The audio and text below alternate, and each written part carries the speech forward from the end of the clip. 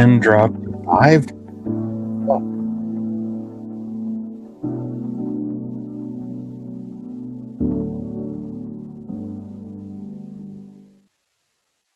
Welcome to James Hates Everything, and tonight we have a fun one.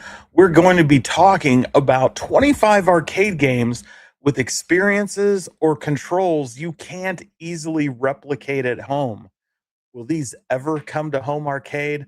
But first, let's say hello to everyone in chat.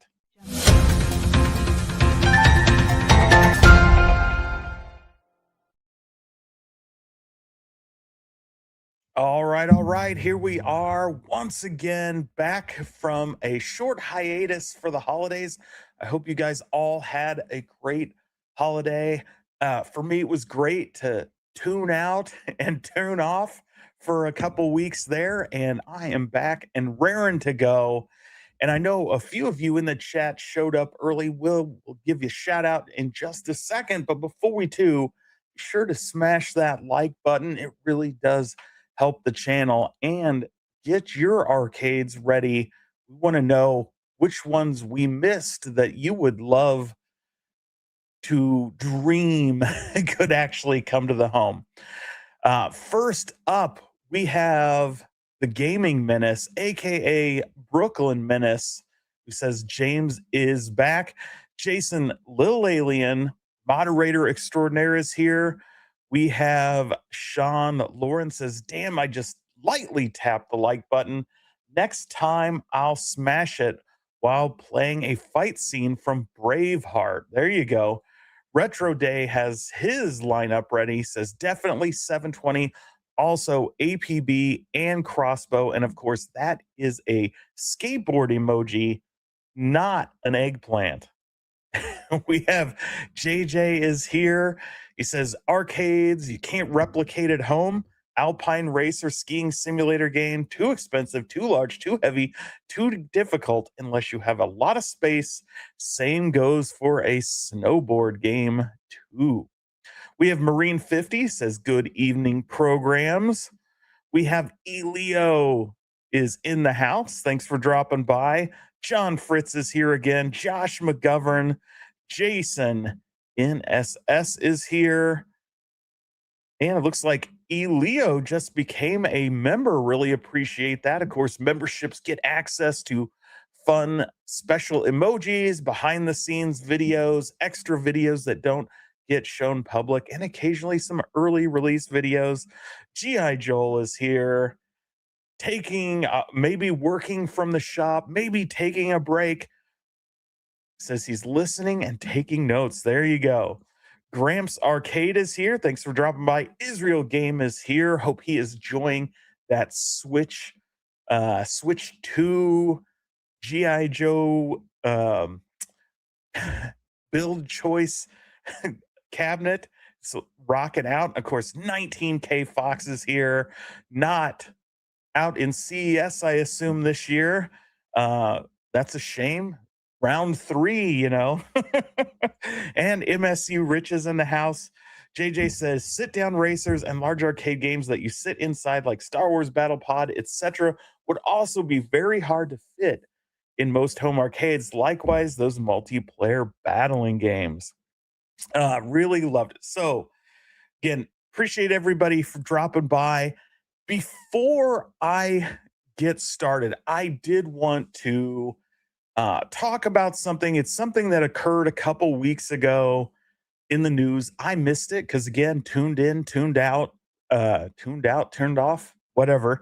And I found it very, very interesting. And as a result of this story, I have to take a stance. You know, I've thought long and hard about it. I've consulted with the editorial team here on James Hates Everything.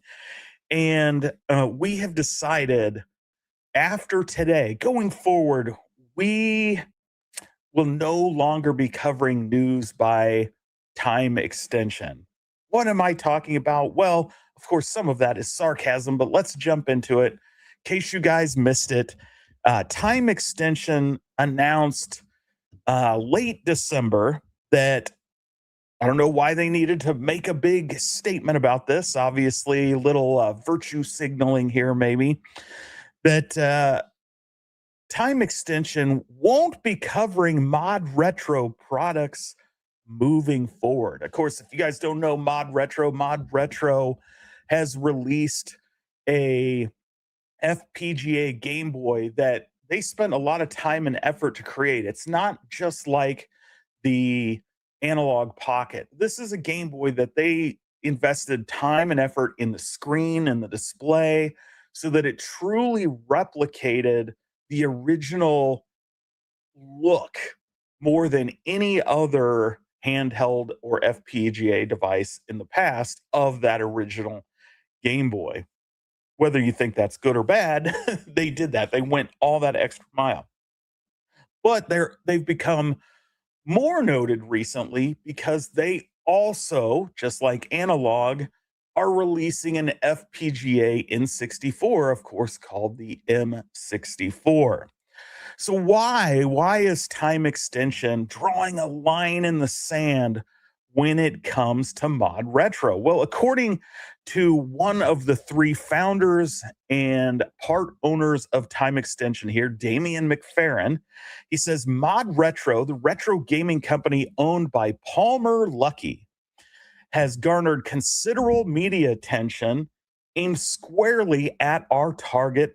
Oh, wait, recently due to its excellent chromatic handheld and its upcoming M64 FPGA N64 system. We've given plenty of coverage to mod retro products on this site, mainly because these products are aimed squarely at our target audience, and we personally find them interesting. The Chromatic, for example, is an excellent FPGA based Game Boy clone. However, Mod Retro's recent announcement that it is manufacturing a chromatic which comes with Anduril Industries branding is for us a step too far. Anduril is another of Palmer Luckey's companies and is an American defense technology firm which develops autonomous weapon systems, including drones and planes. That people might have an issue with supporting a product that directly benefits an arms dealer is pretty obvious. Arms dealer is obviously a loaded term there. And we're sorry we didn't draw the line sooner, as if there's millions of people clamoring for them to block any news about Mod Retro. After our review of the Mod Retro Chromatic went live, we were criticized rightly for not making its ties to Luckey clearer. We updated the review to make the connection plain, but we can appreciate that it was a little too late for some of our readers. Since Mod Retro arrived on the scene, we tried to educate ourselves on Luckey's business practices and have slowly but surely come to the conclusion that covering Mod Retro products is something we no longer feel morally comfortable doing. You may or may not have noticed that we've scaled back our Mod Retro coverage in the past month or so. We don't intend to review the M64, but the Anduril branded chromatic, a device which is almost ghoulish in celebrating its connection to the arms trade, is the final straw. Arms trade. So now they sure use all these loaded terms as if they're selling weapons to anybody who will buy them. I love this. So here's an editorial note and says, it has been falsely suggested on social media that the reasons we're taking this action is that the sales of this new handheld will benefit US veterans. That is totally and utterly incorrect. The reason we're not covering Mod Retro anymore is because the company placed the logo of an arms company on a toy. I think they mean a defense company. We're well aware that it's becoming increasingly difficult to draw a clear line between ethical and unethical coverage in the video game industry. Microsoft, for example, is a company whose business connections are causing many to rethink their support. We believe it is essential to take a stand on this issue. From this point forward, we will no longer cover Mod Retro products or report on Mod Retro activities. we can appreciate that might not be what some of you wish to hear, given Mod Retro's activities in the world of hardware and publishing.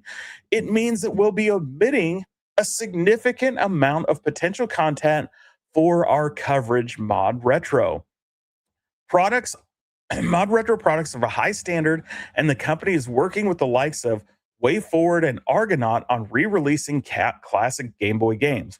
Despite this, we can see that this is the right course of action, and we can only apologize for not recognizing this sooner. So I find this super interesting, right? This suddenly moral indignation at Mod Retro, and how, oh my gosh, there must have been millions and millions of people clamoring for uh, time extension. I couldn't remember the name of the company, to cut off their company coverage of a company related to another company who's so soulless. So for you guys don't know, they mentioned it in here. They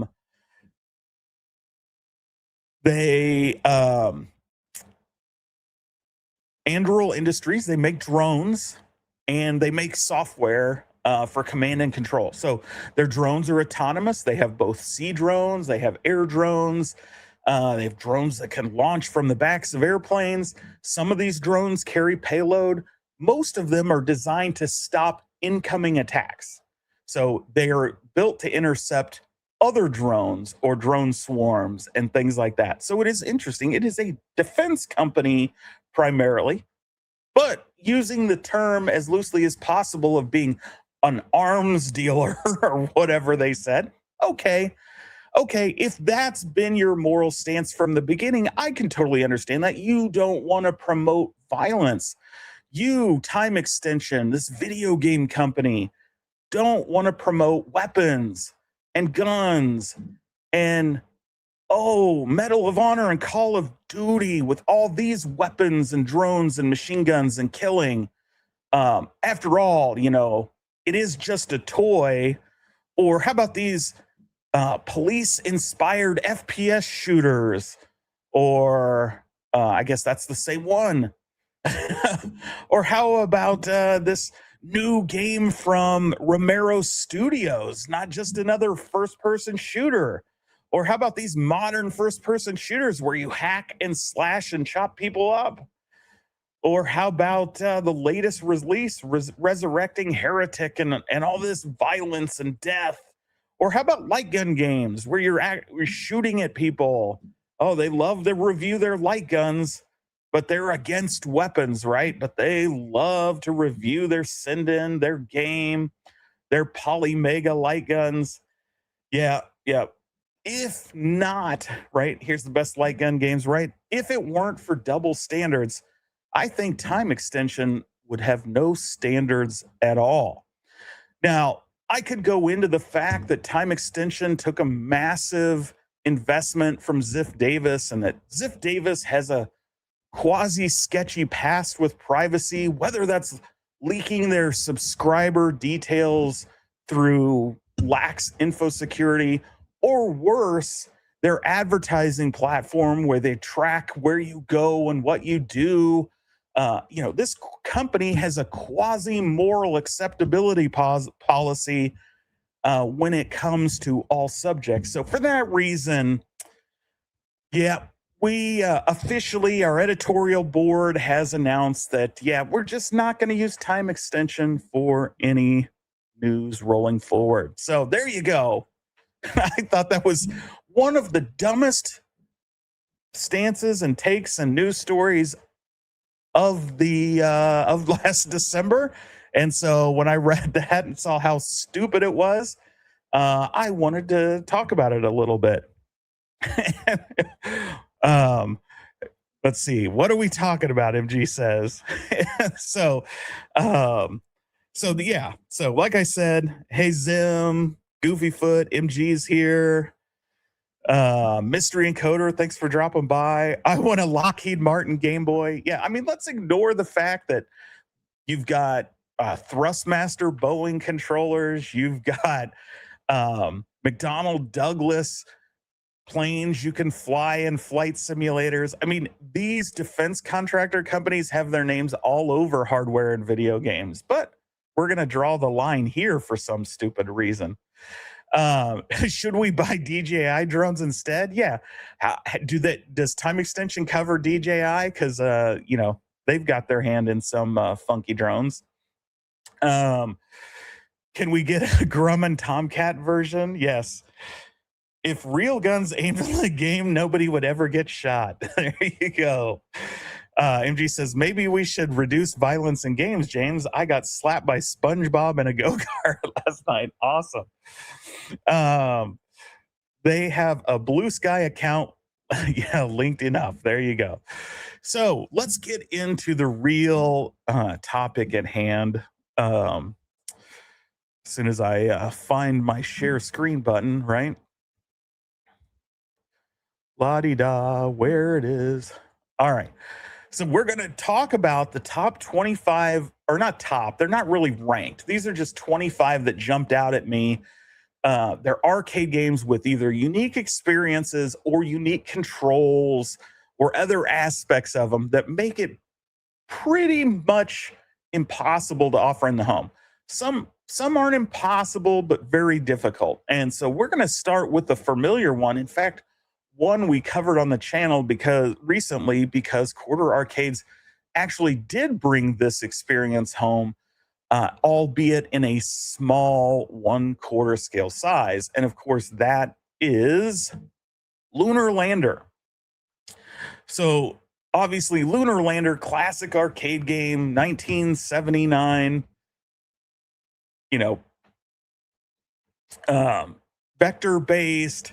But what it has with it is that thruster, and it's not just a typical thruster. It's one that's spring-mounted, so it was really one of the very first where you can feel a sort of force feedback, right? As you move that thruster up, the propulsion gets louder, it gets bigger, but you can feel it because the spring that is connected to the controller gets tighter and tighter, making it harder to move forward.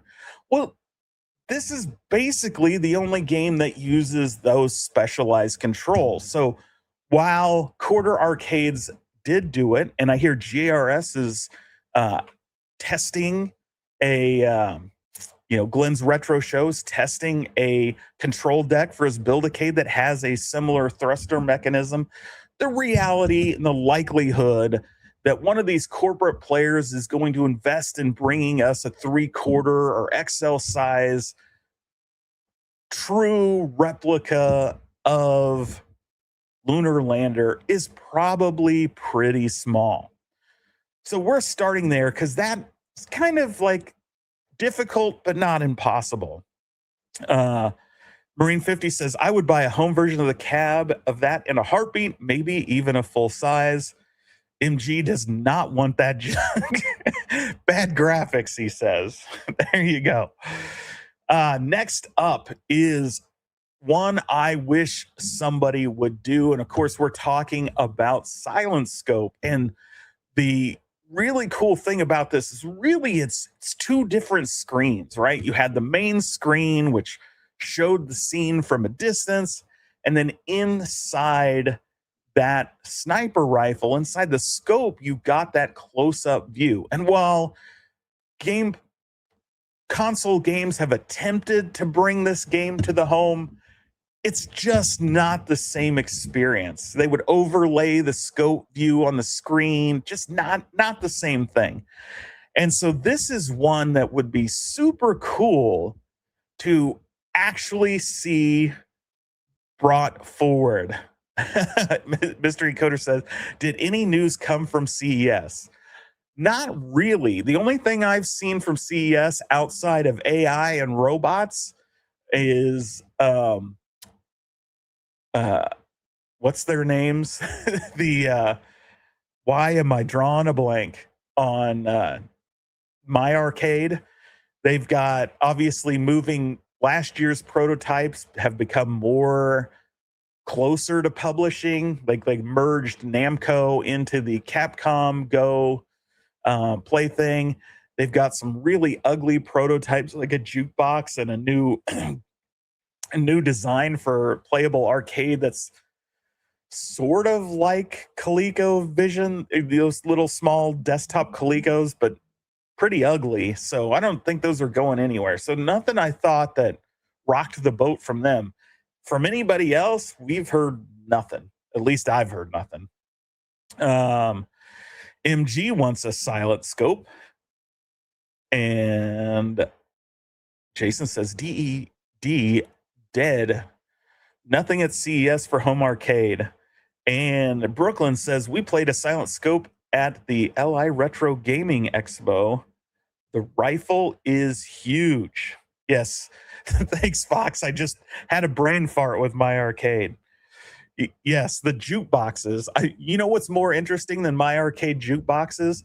There's a company that is selling suckers, kind of suckers that you kids have, adults have. But it uses bone vibration technology to play music while you eat the sucker. So the suckers are $9. They play various pop songs. I think you can actually already order them on their website. And people at CS say they actually work, although it's kind of muffled, but they basically vibrate through your teeth and jaw to your ear so you can hear the music, which is pretty strange. MG's really excited. Jim the Pacers fan is here. Not for the jukebox, for some sesame chicken. There you go. Wait, those suckers are from the 90s. Well, these are new. They reintroduced them. They use the cochlear implant. So they're not just playing music on the sucker. The sucker vibrates the music through your bones. Next up, of course, is the one that Retro Day pointed out earlier, which, of course, is 720. I love this game. Of course, we saw a prototype of this, so it's not impossible. It's just likely never going to happen. I've always liked 720. I think this is one of the better unique ways to play a skateboarding game. In a video game or arcade setting, I don't know how else you do it other than similar to the snowboarding and other ones where you have the physical board that you can move around on. This one's actually manageable. But I know it's not everybody's favorite game, but it is definitely one I like. And Glenn is also working on a 720 deck. I have heard that as well. Essentially, my guess is I don't know how close to the original Glenn is getting with. I've seen people use spinners and other things to replicate this kind of feel, but I believe under there is a chain mechanism that actually powers this. I don't recall off the top of my head. They were called Sound Bites Lollipops. I'll definitely have to look them up. Sadly, my arcade just showed the same stuff they displayed a year ago, with only differences that a few products at tentative release stage, which is good because I've been very interested in the Capcom version of the Atari Game Station. So hopefully we see that. Next is another one we've talked about, and this is another one that GRS has said they were working on bringing a unique control deck to, and that, of course, is Paperboy, the game that just hasn't ever really been done right at home, whether it's on consoles like the NES or on the arcade one-up Golden Tee Midway, where you're using trackballs. Everybody's attempt to kind of do this on the aftermarket or the replica market just has never worked right. So really hope to see a replica of this actually get released. I think Paperboy is a great game, and it is very difficult to play when you're playing with the wrong control. So I would love to see one of these, but it's probably never going to happen when you talk about the demand for Paperboy and the potential market. So that's why this one's on the list. The next one is probably one of my most nostalgic and favorite all-time arcade experiences. I dreamed of having the opportunity to do this at home. Uh, Surprisingly, there's a company at CES last year that was showing off and letting you demo a rig that does this for your home, primarily for PC gaming, but it's really, really cost prohibitive. And that, of course, is Afterburner 2, the full motion cabinet. Um, Sorry, I'm getting caught up here. This thing was awesome. I loved playing this thing as a kid, sitting down in there, moving back and forth and having that hydraulic system just swing you left and right. And I'm sure the movement is super tiny, but it felt awesome. When you were a kid, like when you're throwing that stick to the left and that thing's tilting and then you're throwing it back and launching your missiles. That thing was awesome, a ton of fun. And man, that they're just never going to be able to replicate that at home for any kind of affordable price. It is just unfortunate because these are getting harder and harder and harder to find in working condition, and they're just badass. Along those same lines is the full motion Space Harrier.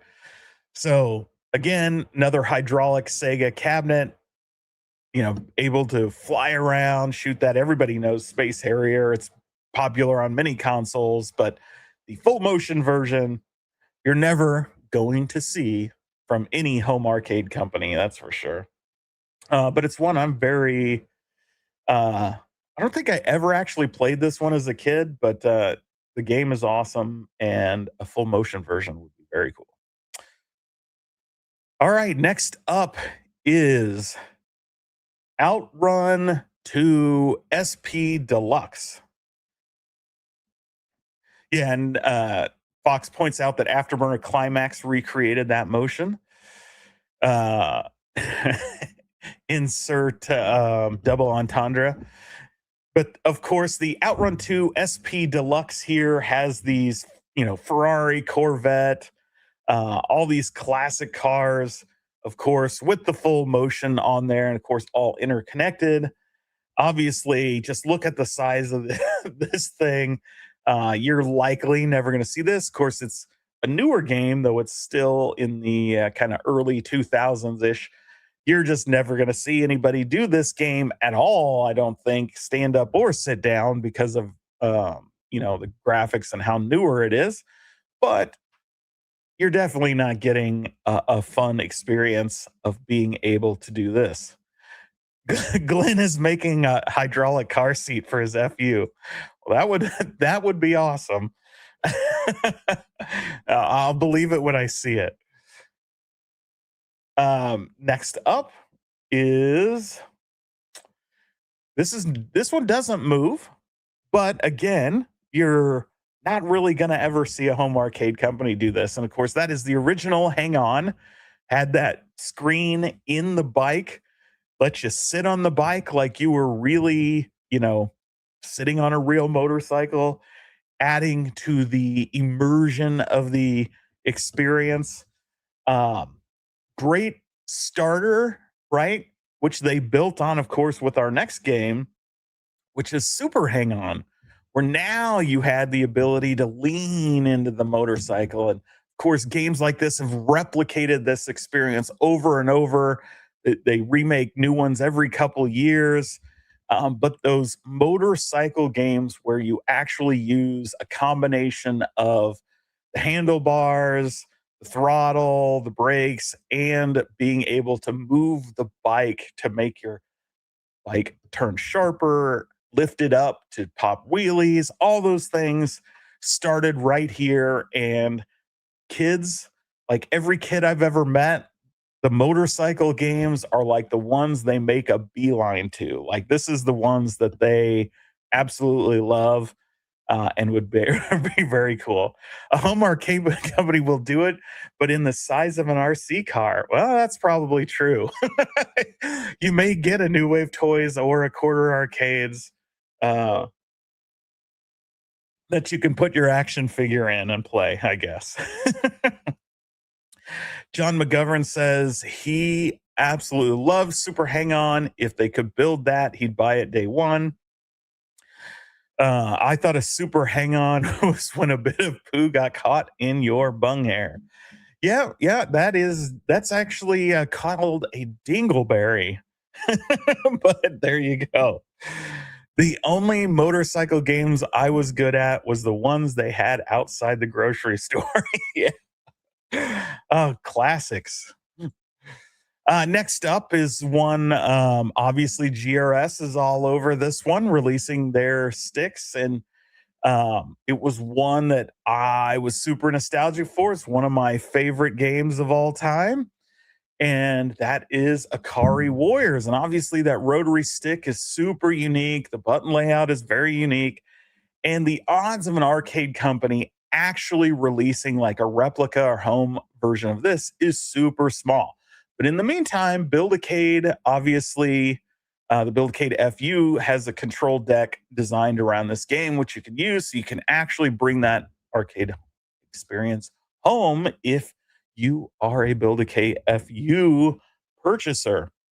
But again, you're not really going to see a big corporate company do this simply because the pool of games isn't very large. And despite being one of the top selling games of its era, of its year, it's just not one that unfortunately is popular enough for the big companies to do. There's a lot of interesting talk in the chat now. All right, this next one, I've never seen in person. I know two places that have it, and usually it's never working, or rather, it's never on because it requires an attendant to be at it for safety reasons.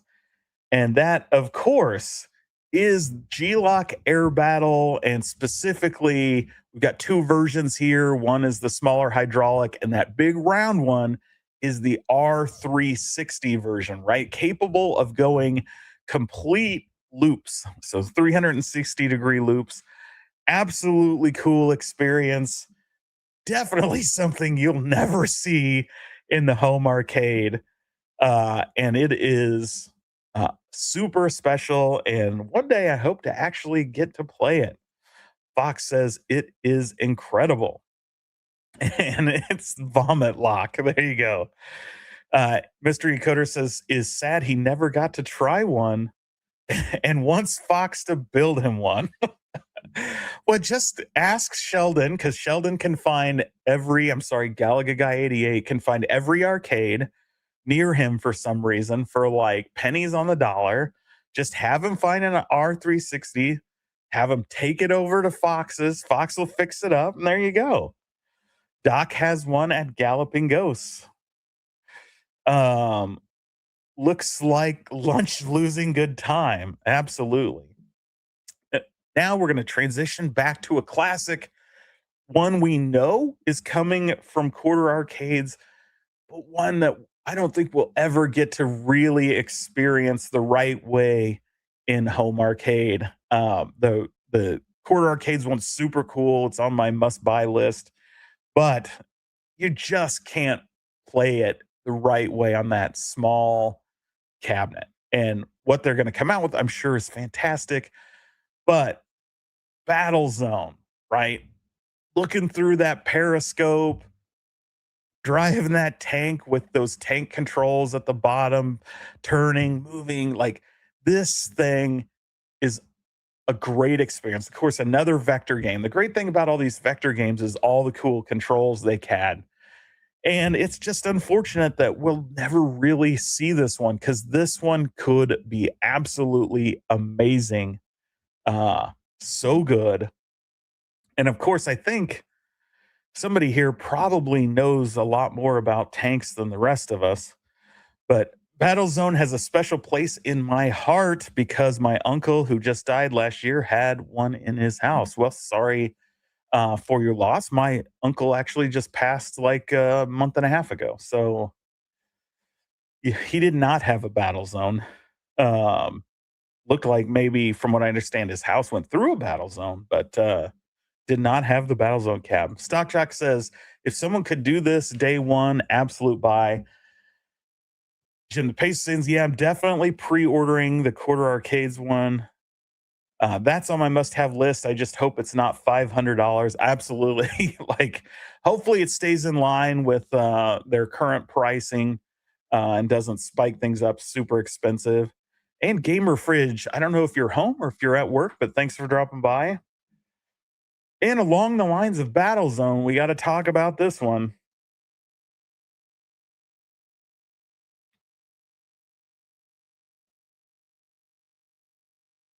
And I don't know why my brain just farted. Periscope. the this isn't the sequel, Sea Dragon. I don't know why I can't think of the name of this one off the top of my head. I even cut it off in the picture. Another awesome one for experience wise, right? Looking in the submarine, using it as an actual periscope, firing your torpedoes. The sequel to this is even better because you had the two periscopes side by side, so you could battle each other and stuff. Is super cool. Yes, it is Sea Hunt. Sea Wolf. There you go. Sea Dragon, Sea Wolf.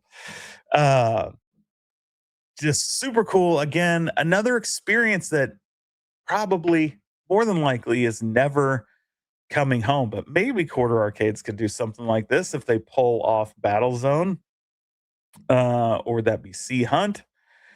At home, got to wake up at 3 a.m. for work. Damn. Goofy says Discs of Tron Environmental is an amazing experience that will never be released. Yeah, the Discs of Tron is like an awesome game. And I love the environmental version of that. Now, this next one, they did the first one, but let's be realistic. You're probably never, ever going to see a home arcade company do this. If they do, they're going to make you buy two. But that's basically Time Crisis 2 and up, right? The system that had two separate screens, two separate setups, because you each need to be able to duck independently. So the likelihood I think we'd ever see a home arcade company do this is slim. It's certainly possible. They proved it with Fast and Furious. It could be done. I just don't know that they'd ever do it. Now, having said that, if somebody did, I'd probably buy two of them just to do this, but I would want them to sell a red one and a blue one. And then you've got the problem of, well, would red sell more than blue, or would blue sell more than red? And how do they manage that inventory? All the reasons why I don't think we'll ever really see this one get made by any home arcade company. But if they did, it would be super awesome. Hey, Phil, thanks for dropping by. Good to see you. Hope your holidays went well. I know you've been covering all the super duper sales.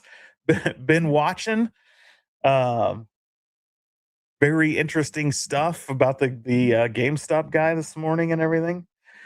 Next up is another arcade game experience that, yeah, somebody's released a small version of. Yes, you can get little pads to play them on your console, but it's really not the same experience. And I know for many of us, we probably don't miss this as an experience or never really even played it to begin with. Of course, that's DDR. To do it right, you have to have the big sturdy platforms with the poles so that you can go crazy and help hold yourself up. Not going to spend a whole lot of time on this one simply because I'm not a huge DDR fan by any means. I do like some rhythm games. This one's not necessarily one for me, but obviously, um, you're not really ever going to see a a good replica of this experience brought home. Not really. Not unless you want to buy this full up original and stick it in your house.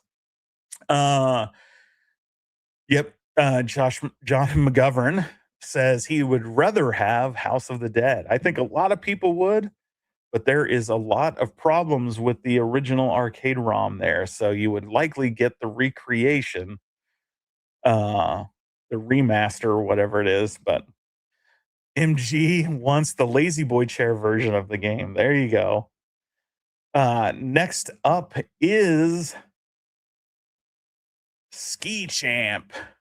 So another one of these, right? Strap on your skis, stand on there, grab the poles, and then slalom down the slopes. This was actually a pretty fun game. If you ever got a chance to play it, I really like this one. Of course, people would kick that thing so hard to the left and so hard to the right, they broke all the time. But it is a fun game. And again, not one you're ever going to see. There's snowboarding ones very similar to this, same principle. You're never going to see any of these, but it would be cool. I really liked these when they. I don't know what's going on. There we go. This next one I think is interesting. It technically could come. I just don't think you'll ever see it. It's it's a combination of shooter and Xbox Connect. And that, of course, is Police 911. And you'll notice the contraption up around the top of this cabinet. Those were motion sensors similar to the Connect so that you could move and duck and get out of the way of things, dodge, lean over, like all these things that this was like Namco's answer to, or Konami's answer to Namco's Time Crisis. And it got a sequel. It was released on consoles, but obviously never really in this format. So it is an interesting game. Again, an experience you'll never really have from any of these home arcade companies. I always wanted mocap boxing myself. Yeah, that would be super cool. Next up is one people have a version of in their home. Some people in this chat may have a version of at their home, but chances are they don't have this version. And of course, we're talking about Star Wars battle pods, the one with the projection screen and that full 180-degree sphere. So you're immersed as if you're sitting right in that cockpit, looking around, watching space spin around you as you fly through the rail shooter, shooting up everything you could. This game is obviously, what do we need to say? It's badass. And yeah, you're never really going to see this version brought to you by Home Arcade. Maybe we get the standard version. I can see that possibly happening someday, but this one, not so much. Next up is another elaborate motion system. This is Galaxy Force 2 Deluxe. As you can see, it's got quite the contraption with the steel bars, that giant CRT screen. It's lifted up off the ground. So a lot of movement here, a lot more. And of course, it's your typical shooter, shoot 'em up. You're going to need a black coffee. My budget is around $20. There you go. I'd love one of these, not this one, obviously, talking about, how do we get to the last one? The Battle Pod. But it would certainly have to go in the damn garage. Yes, it is giant. Jim the Paces fan dreams of that. Mr. Encoder is back to employing Fox to build him one. That one is awesome. And Joe Cade is in the house. Thanks for dropping by, Joe. Well, you can't really talk about something like this without going big, right? This has got a big screen, big motion capture, but we need to go bigger, right? Bigger. Bigger is better. Well, I give you Galaxian 3. 6 players simultaneously. There is one of these in existence. I don't remember the arcade off the top of my head. I know there are YouTube videos on it where you can go look that up. There is one of these in existence, still working today. You have to probably call an attendant to turn it off because it is finicky. Turn it on for you. It is finicky. It breaks all the time, and it's very expensive to run. with its multiple projection screens and all those screens. But it is a cooperative Galaxian, right? It's a shooter. So you all work together to blast through and shoot your way through all these. And Stockjock says it's up in New Hampshire. So there you go. So Galaxian 3. This is a game you're never gonna see. Not not in the way it should be played. But there you go. I mean, you can see all these people sitting there playing versions of it with that movable controller. Yeah, hell yeah, road trip. It's I hear New Hampshire is on the way to Milwaukee for those going to Midwest Gaming Classic. So just a short detour. And well, you can't really talk about Galaxian 3 without really talking about its kind of successor, Darius. You know, I think they realized that system was a little too big, so gotta shrink it down a little. So here you got Darius again. You got multiple players in this giant screen, but it's more compact, right? Little easier to move this around, I suppose. They failed geography. Are you sure? It's just like just take take a right turn, go north a little bit. I'm sure. Galaga guy is definitely going to do that. Uh, Jason needs a extra garage. So this is another one that you're just not really going to see an arcade company do. I mean, technically they could. It's just not. They're just not going to do it. Do you really think they're going to sell that many Dariuses, especially Darii? I don't know. What's the Pearl of Darius? Especially if you want it big. The next one, again, one we saw a home arcade company make a prototype of. One I think a lot of people would have bought, but also one I think we're never actually going to see. I think it would be cost prohibitive. It would drive a lot of people away from purchasing this. I believe, if I'm not mistaken, Moat may have one of these. Of course, we're talking about 6-player X-Men. You know, Fox built one, but here's the OG, that 6-player dual screen experience with all those people crowded around this thing. This is one Foxy does not want you to build one of. Obviously, it could be done, but cost 6 players. You know, how many people have 6 people to play with?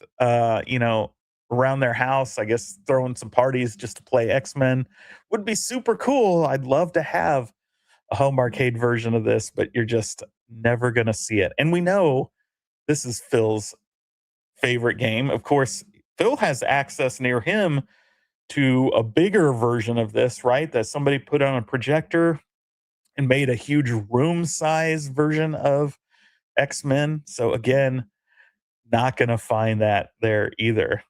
Shipping would kill it. Yeah, I'm thinking like if you were going to do this in home arcade, like Arcade 1-Up showed, it would be 2 boxes, right? You'd have to have a box for the 6-player control panel part, and then you have to have a whole nother box for the screen and other, the back cabinet and marquee and stuff. I think it would be 2 boxes, so it would be very expensive to ship. Yeah, that big one. Yep. See that both Moat and Phil are all over that one. But super cool. It's the best beat 'em up of all time next to Bucky O'Hare. Awesome. Yeah, Bucky O'Hare is super cool. But everybody loves X-Men. It's a great game. And with 6 players, how can you go wrong? All right. We're coming down to the end. We got just a couple left. This next one actually is a game I should say one version of this game I really like. I don't think I've actually played this version. And this is, of course, Super Driving, Race Driving, which is the sequel to Hard Driving.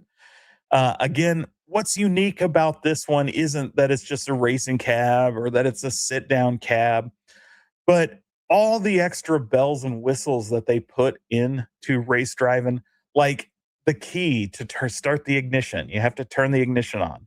You've got the 3 pedal setup that is required. You've got all the shifters and everything. So this was a little more immersive of an experience. It's one of the early obvious 3D drivers. Um, so again, it's possible they could do this one. I just don't see it ever happening. Whether hard driving or race driving, never really going to happen. All right, our next one up. This is the one that's actually the successor to Galaxian 3. And of course, we have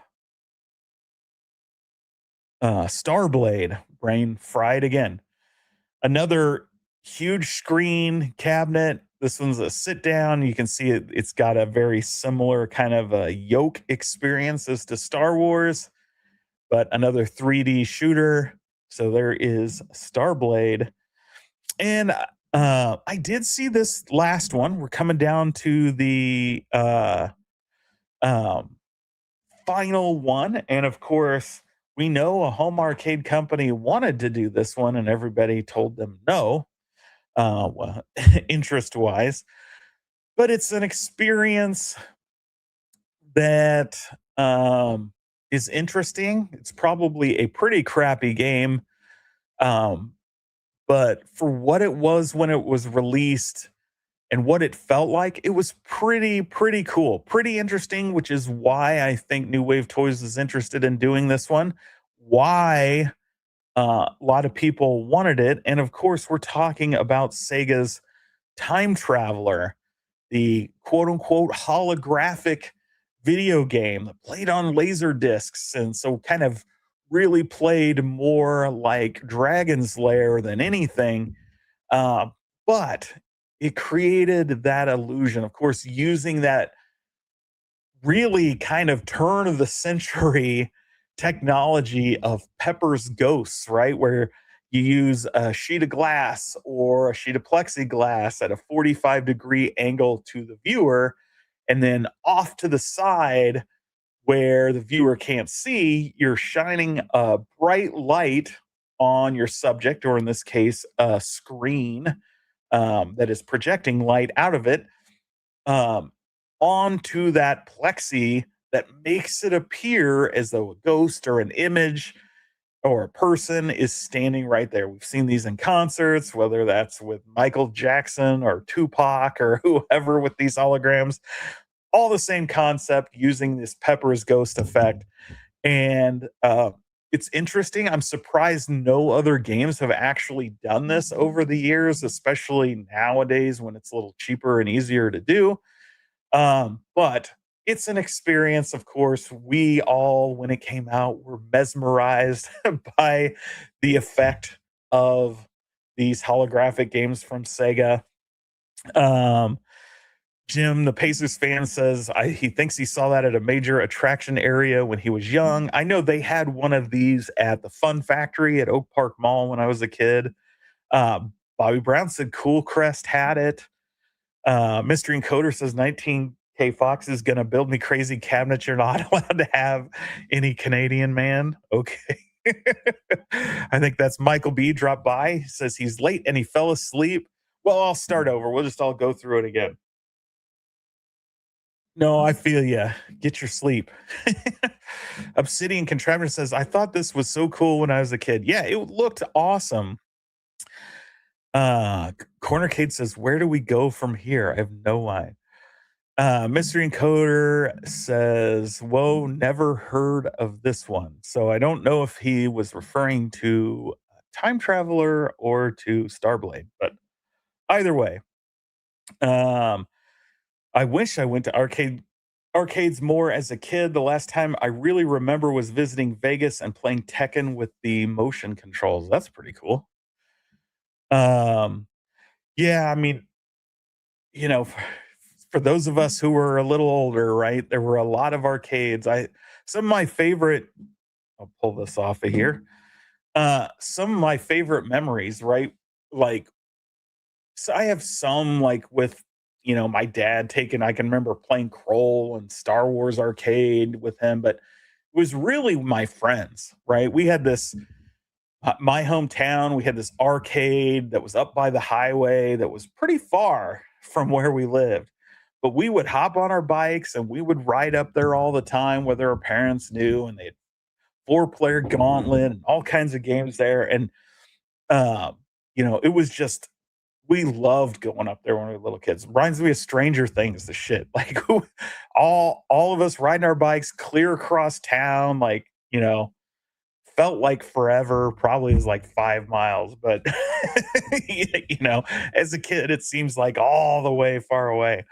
But loved that experience. And then, of course, as we started becoming mall rats, then it was the Fun Factory at Oak Park Mall, which was obviously much bigger, with all their prizes and things like that. But it had things like Afterburner 2 with the motions. It's the first one I remember playing Superman arcade at. I remember this Ultraman punching game. That's where they had the VR. If you remember the times of Lawnmower Man, and there was an arcade VR system out there that you could play that was one of the ones. I think it was designed by the guy that designed the Power Glove. Really crappy like setup, but it was early VR way back then. All those experiences out at Fun Factory were always memorable, right? Because we were coming into our, you know, is getting older, 10, 12, teenage years. And then before that finally went out of business. But those are like my memories of arcades back then was that time period. And it's funny because Oak Park Mall here in the Kansas City area is like basically the only mall that is still thriving, um, which is strange because everything else is out of business. So, um, Phil says, red or blue Superman? Uh, I assume you mean like because the second player is blue, but or whatever color. Typically just played that one by myself because let's face it, Superman was not a great game. Um, yeah, the Power Glove wasn't designed by Nintendo. Yeah, if I remember right, that's like a Mattel or it was one of the toy companies designed the Power Glove and sold the Power Glove. Um, but yeah, a bunch of toy companies had some really cool add-ons for Nintendo. Not just that, they had the motion system. There was one company that made where you could just use your hands to play above a system. Of course, it sucked probably just as much as the Power Glove, but there were arcades all over Chicago. Thanks for dropping by, B. Kirby. We were lucky kids in the 80s, especially in big cities. Yeah, I'm sure we had way more arcades in the Kansas City area outside of my little neck of the woods. Obviously, you had them in Pizza Huts. Like, it's funny, like researching the Teenage Mutant Ninja Turtles arcade that I did for my review on Quarter Arcades. It's funny how many people associate the TMNT arcade with Pizza Hut. Now, for me, I associate the video game, the NES game, because the NES game came with that $5 coupon for a free personal pan pizza or whatever. But when I went to Pizza Hut, the arcades at Pizza Hut were cocktail tables. It was like Galaga, and maybe you saw a Nintendo Red Tent there occasionally, but typically it was a cocktail table with Galaga or Pac-Man on it.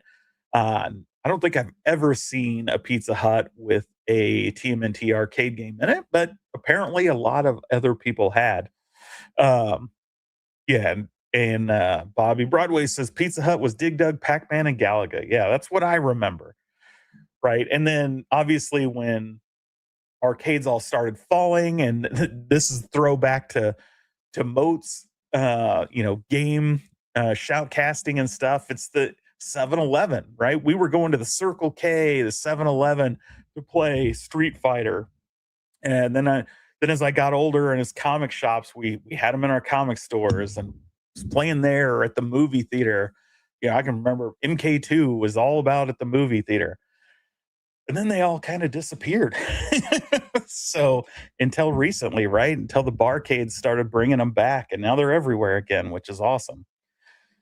We had a TMNT cocktail tape cabinet. That's pretty crazy. I don't think I've ever even seen one of those. Uh, for Mad Gear Arcade says for him it was Pizza Hut, was Final Fight, and Street Fighter. That's pretty interesting. Brookside, Circle K, and 7-Eleven, absolutely.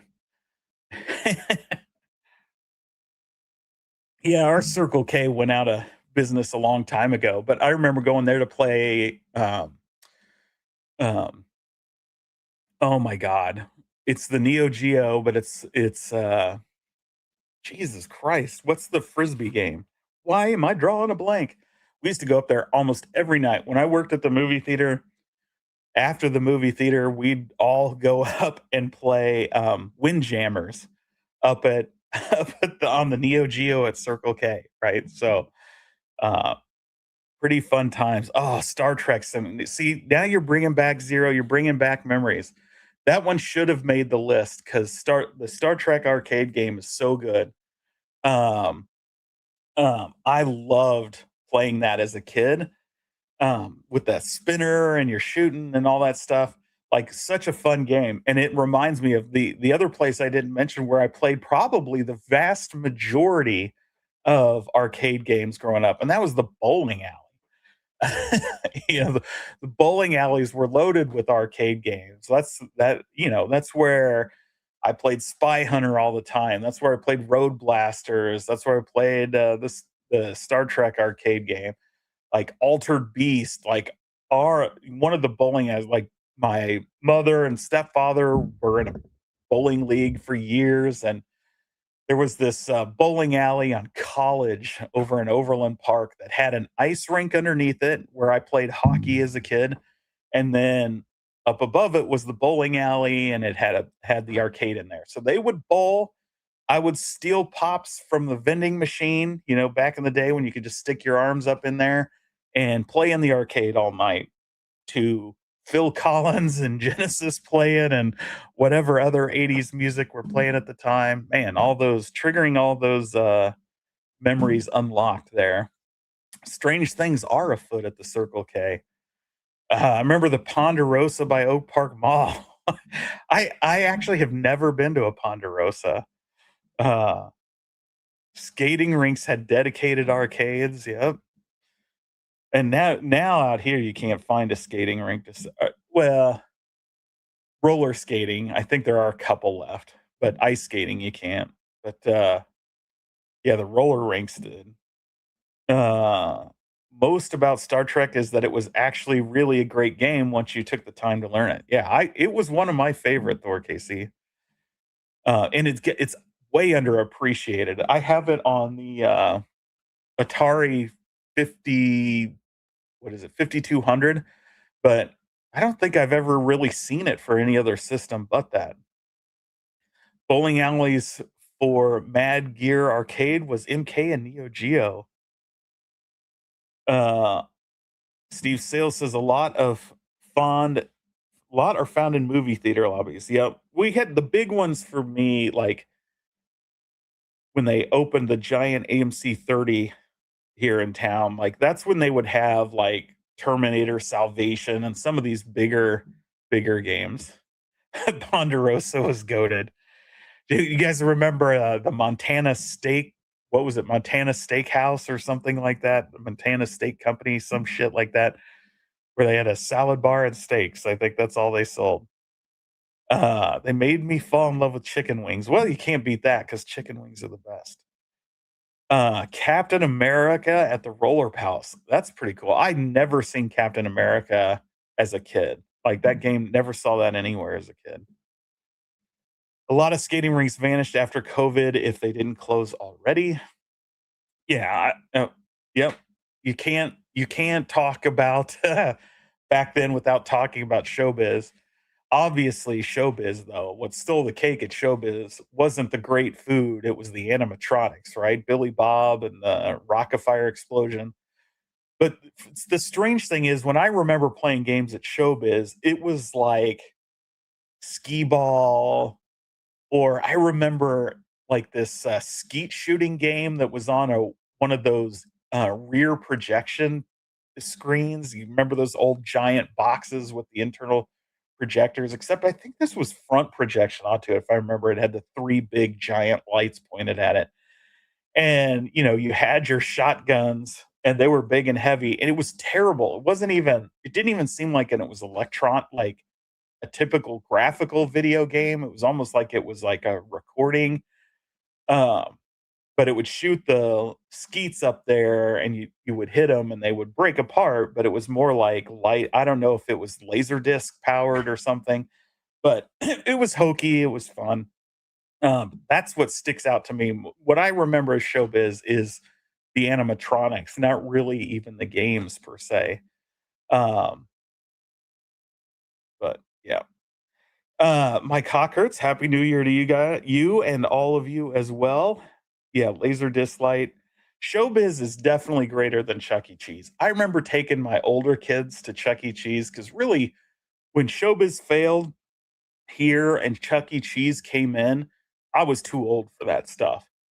But when I took my older kids to the Chuck E. This is the first time I've seen Chuck E. Cheese in anything other than TV commercials, and I was so sorely disappointed. I thought, "What a joke," right? Because they maybe had 1 or 2 animatronics in there, 1 really, maybe a kid and walking around in a Chuck E. Cheese, getup. The games, the arcade games, they were all, like, either little kiddie rides like you find out in front of Toys R Us or Kmart, or they were or just crappy redemption games that weren't even good redemption games. It was always such a disappointment. So, with my younger kids, we don't even do Chuck E. Cheese. It's more I'd rather take them to Dave& and Buster's, or we have a place out here called Main Event, which is a bowling alley, laser tag, zip lining, and large arcade in there. At least it's got real arcade games and redemption games, and it's basically the same money, only they have a better menu. You can get burgers and wings and all kinds of stuff, not just leftover pizza that they reformed to serve people.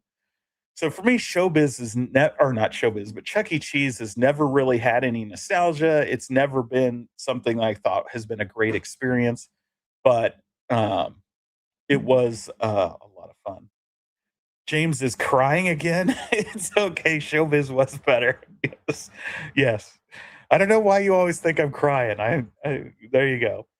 Third case sees one of my favorite arcades in Oregon was the Oregon Grinder. Live organ player with an organ that literally filled the building was even more impressive than animatronics. So that's interesting. Uh, we have round one here. Yeah, round one is very similar. Aladdin's Castle would have been awesome.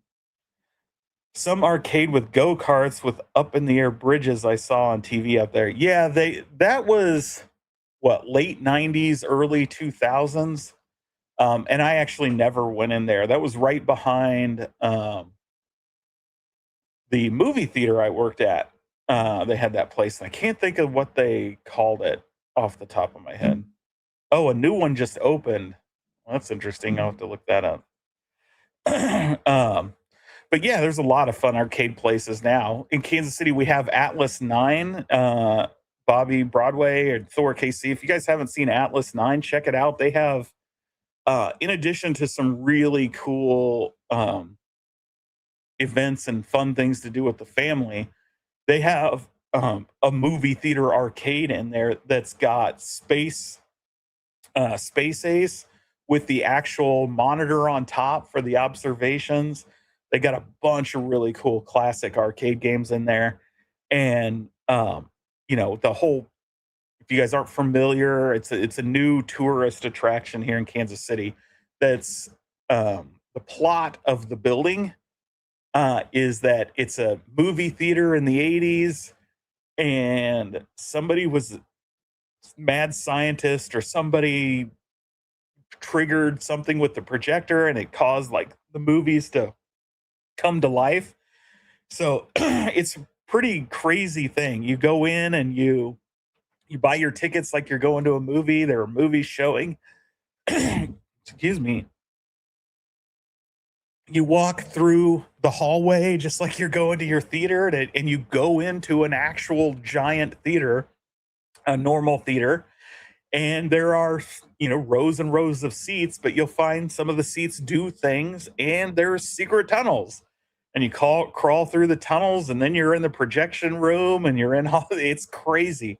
So it's definitely an event if you're ever in Kansas City and want a fun family activity that'll take you pretty much all day to do. If you want to go through and find all the hidden events and games you play and lore, and there's a whole ton of actors, so there's different shows that happen as part of the storytelling throughout the entire event.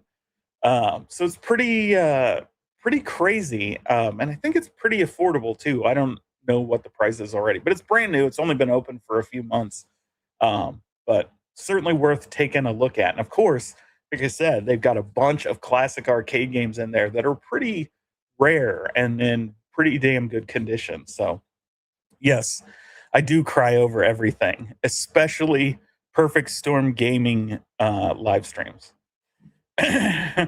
We have pinball at a truck stop.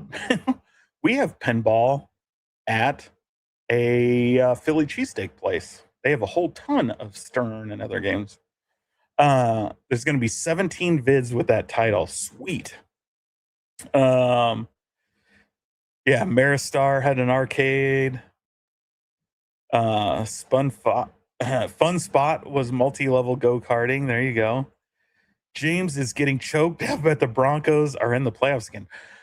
Chris, we're not just in the playoffs. We're the number one seed overall, and we have home field advantage for at least one game.